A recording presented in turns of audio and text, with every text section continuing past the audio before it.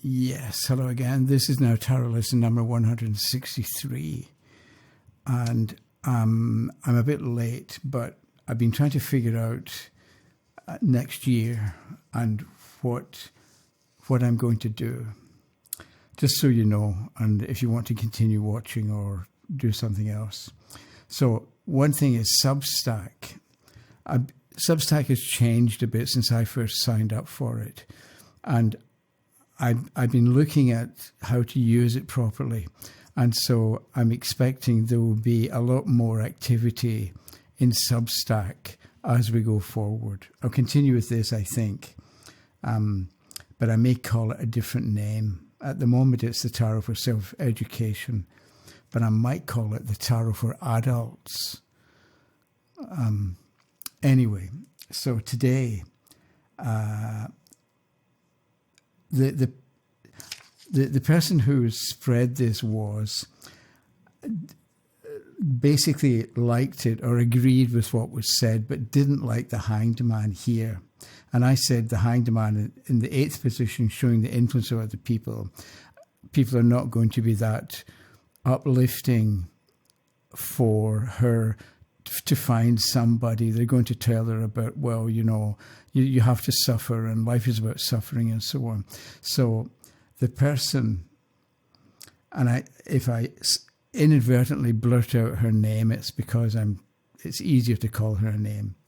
Maybe we'll call her Jane, right? So Jane said she didn't like the Hanged Man here because as far as she's concerned, the Hanged Man here would show somebody slow and heavy and not very interesting and all the kind of person that she doesn't really want.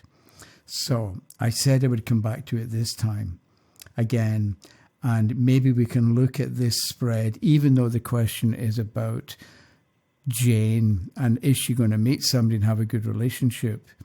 The first point I wanted to make was this card shows the influence of other people.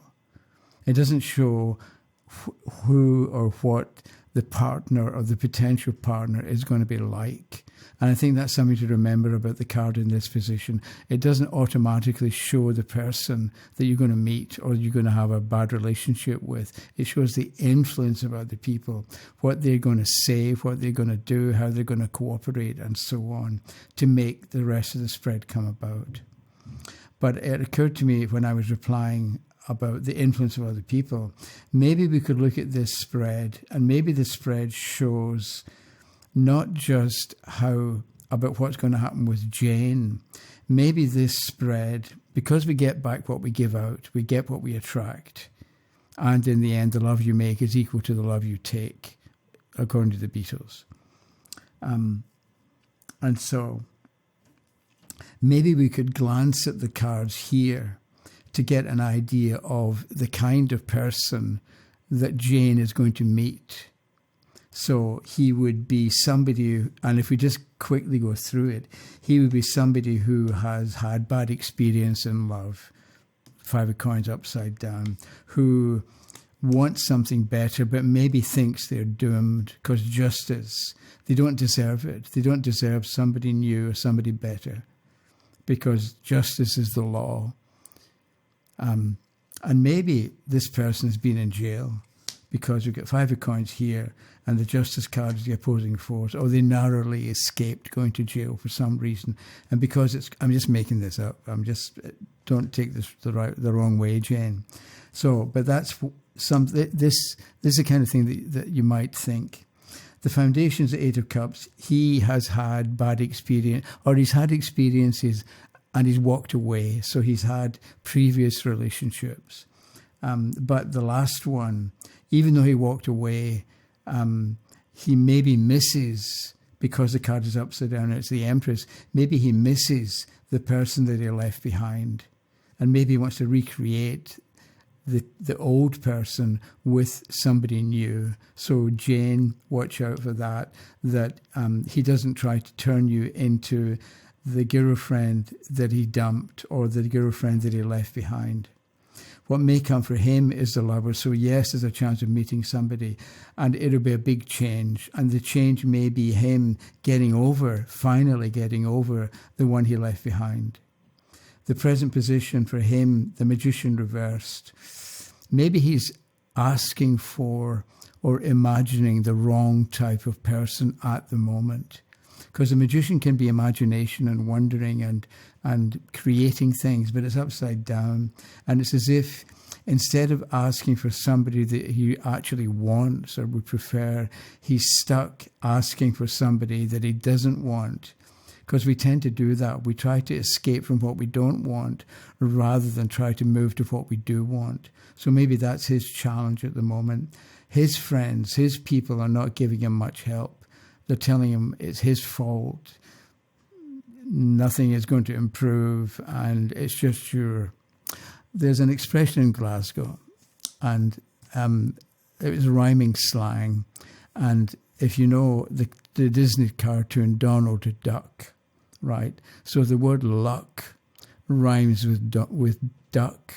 So people would say if it's just your luck, they would say it's just your Donald, right? So for him, people would say to him, it's just your Donald.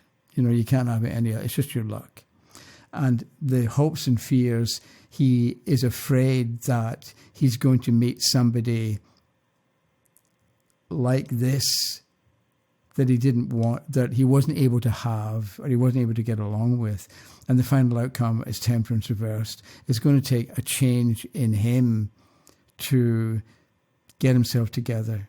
So it may be from this spread that Jane is going to meet somebody because the Lovers is here, but it's not going to work out because she has to change and do something different. She has to get some new imagination, get some new ideas, and she also has to transform herself in some way. Because remember, the Temperance card is alchemy, and it's different ingredients that you combine, and you either combine it into something that works or into something that doesn't work. And at this point, with the Temperance card reversed, it looks like Jane will meet somebody, there'll be a relationship, it won't work out well because it's the wrong combination. But ideally, and because death is here, something will click as well. So the relationship she has after this next failed one will be something that works. So this happens to be part of the horoscope of Jane. And if you know the horoscope, if you get a reasonably accurate birth time, you can do something with it. So that's Jane, 17 Virgo rising. That's the 7th house that shows the marriage partner or the boyfriend or the partner, the romantic partner. And we look at the cusp. We've got 17 Pisces.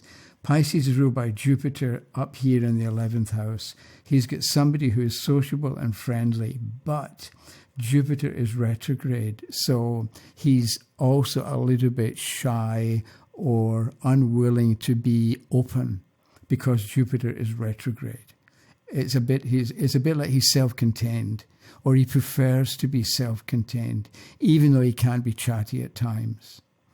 The second card, the 17 Pisces is the Cancer decanate, and Cancer is ruled by the moon at 1 degree of Taurus, describing one Taurus, the marriage or the partner.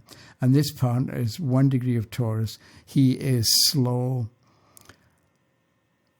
likes to eat, likes good things, baked, boiled, and roast, and is also kind of really slow to change. I happened to watch this video about a south of Scotland vet who deals with cattle, and he fixes their hoofs. If they've got a problem with their hoof, he takes out long nails or he trims them and so on.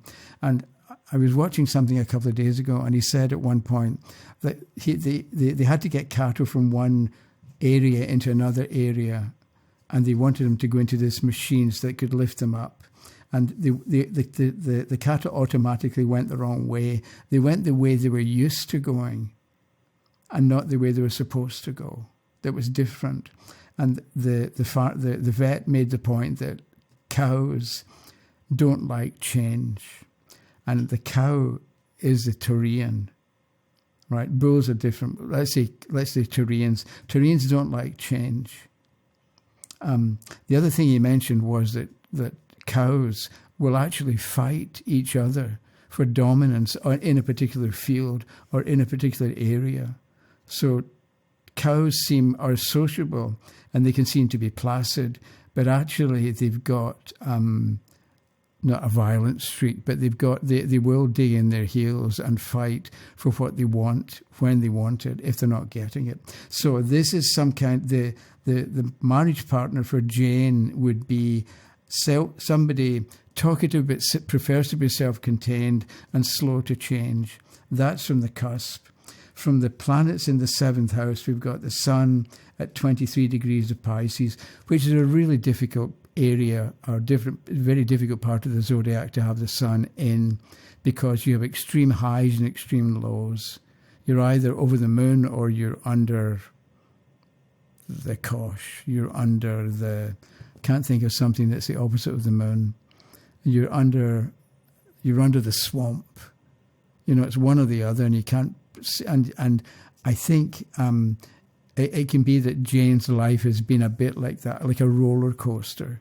She has high highs but low lows, and this affects her partnerships.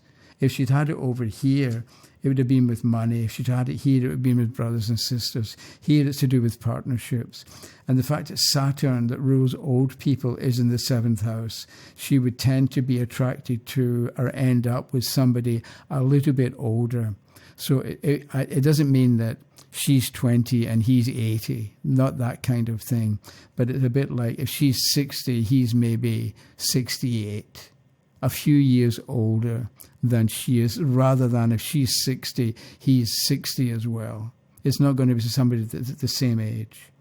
So you can get a bit of information about the nature of the marriage partner. And also Pisces is a dual sign, 2 fish swimming in opposite directions, right? So Pisces here is one indication of more than one marriage or more than one important relationship, because it's a dual sign, there's 2 of them. So that was the first bit. The second bit had to do with somebody who said, can you look at a card and figure out what the career ought to be? And I said I would deal with that question in this particular video, number 16, whatever it is, I can't remember. So how you do that is, with a horoscope, there are certain occupations. Look here for the 10th and the 6th and the 2nd, but certain planets and signs automatically relate to particular occupations. So Pisces is often the nurse, right? Virgo is often the teacher, and so on. You can do it that way, but if you're working with tarot cards, what you do, I think, is how to get the hang of it is you think about the nature of different occupations, what's involved. So if you're in customer service, you're good with people, ideally, and you want to help people, so you're helpful, you're good with people, you like to chat, you like to know what the company sells, for instance. You like to know, or you're good at putting people in touch with other people. So you've got all these different kinds of characteristics for somebody in sales, whereas somebody who teaches mathematics, they have to have, it's a different kind of person who teaches mathematics. They have to be, maybe they're a bit of a nerd and they like mathematics and they find mathematics easy. So you've got a logical streak maybe, and that's what you need to be a good mathematician. But also they want a profession. So they want to join and stay in the same kind of occupation for 20 or 30 or 40 years. Whereas if you're in sales, you don't mind taking a job for 6 months and then move somewhere else for 6 months. So there's much more changeability with some kinds of people than there is with other types of people. And then you look at a card and you start making notes. So the top card I've got here is, I can turn it, the Four of Swords. Funeral director. I'm just looking at the card. It looks like death. So, but we've got the color and the friendship and the connections going on up here. So maybe you've got dealing with things that are slow and finished. Maybe you're a used car salesman, where you take something that's old and really ought to be on the scrap heap, but you make it look like it's valuable and it's worth having, and you sell a car that was finished and you give it new life. That's one way of looking at that. Or maybe you work in a company that deals with refurbished. If you want a computer, you go to, in my case, Canada Computers, and you can buy a new computer, or you can buy a refurbished laptop or a refurbished desktop. So maybe this card here indicates working with refurbished equipment or stuff. So you take it and it's dead, and you bring it back to life again. Or maybe that's, so we begin to put together different ideas about the different activities involved with different kinds of cards. So maybe you write down resurrecting from the past, and then you choose another card, and we get the Ace of Swords. So that's making a new beginning. And with a sword, maybe you want to be a surgeon and you want to cut out what's broken. Or maybe you want to work in a garden and be a gardener and do pruning. So here, do you know what I mean? You take, you go through the deck and you think about the kind of activity or the kind of occupation that might be connected with one particular card. And here we've got a sword. So maybe you join the army, because with a sword you can fight. So we've got fighting, we've got pruning, we've got surgery, all connected with the Ace of Swords. And because it's an ace, it's a new beginning. So you like, maybe you're a car mechanic, where you work in a car, you fix it, okay, another car comes along, you fix it. There's all constant new beginnings with the Ace of Swords. And it's maybe quick turnaround involved with an ace that isn't the same with the four. It's not quick turnaround. And so maybe the four, I'm looking for the way, Six of Pentacles. Here you've got money, so it could be a bank, it could be some kind of loan company, it could be, what else do you call banks apart from banks? Finance company, or maybe this card in connection with here, with the Four of Swords, could be somebody you work in, what do you call it, when you lease something. When you instead of buying a new car, you lease, or you buy an old car, but you don't buy it outright, you lease it. And that's the leasing part, bringing it back to life again, and that's going to somebody else for the money because you don't have it yourself. Do you know what I mean? So I think that's how I don't know about the time here. I better stop soon. But I think that's kind of how you would go about figuring out what kind of occupation is connected with a card. I don't think that, for instance, the Ace of Batons means you are a merchant, or you are. I don't think any single card automatically indicates just one kind of occupation. But I think if you look at the Ace of Batons or the High Priestess, for instance, and you think about what is going on in the picture, here you've got working behind the scenes, working in the dark, working quietly. You've got a book here on your lap, and so you're making use of skill, making use of learning. Maybe you teach learning to other people, but it's in the dark. And it's behind the scenes. So maybe what you do is you teach during the day, but at night you do what you love, which is actually tutoring people one-on-one in a quiet room, not in a classroom with 25 loud children. or loud teenagers who have no interest in what you're talking about. But here you find students who are dedicated and who want to do well in the subject that you're teaching. So if you go through the deck this way, turn a card at a time and write down ideas that you've got about what kind of occupation the card points to or could point to. You end up, if somebody says, okay, what do I do for a living?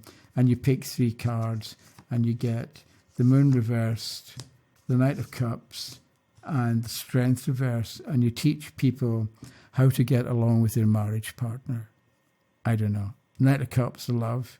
The Moon reversed is uncertainty, and Strength reversed is not quite knowing how to give orders and how to obey orders. So you show people that, I'm back to the Beatles again, love is the answer. All you need is love.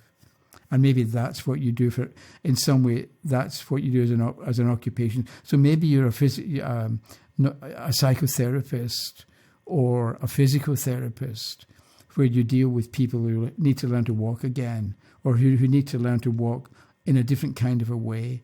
The crayfish emerging from water, walking onto land.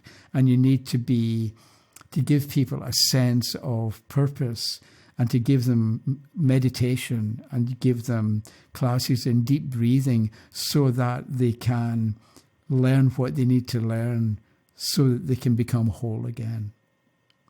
Something like that.